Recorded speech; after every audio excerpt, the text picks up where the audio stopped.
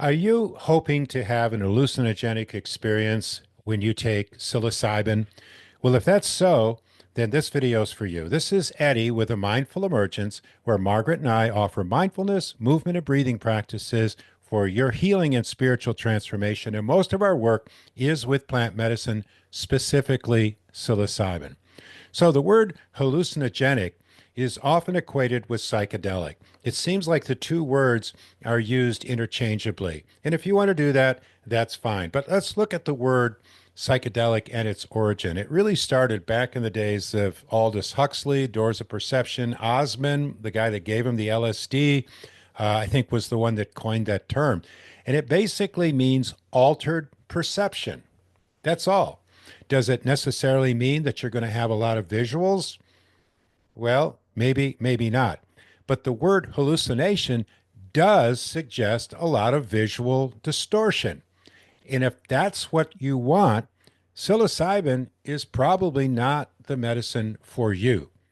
You're going to get heavy visual distortions using LSD, ketamine, and certainly DMT, whether it's in the form of ayahuasca or whether you're doing 5-MeO or just smoking DMT out of a lab, you're going to have a lot of visual distortions, hallucinations.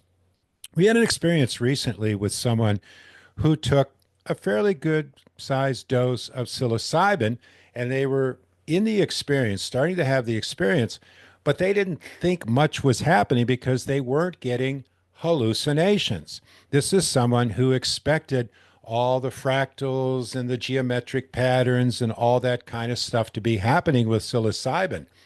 Psilocybin is primarily something that affects us somatically and emotionally, which of course go together.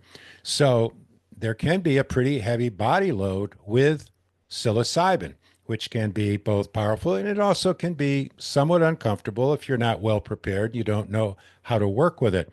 But it's not going to give you a lot of visuals normally. Now, every situation's different, every person is different.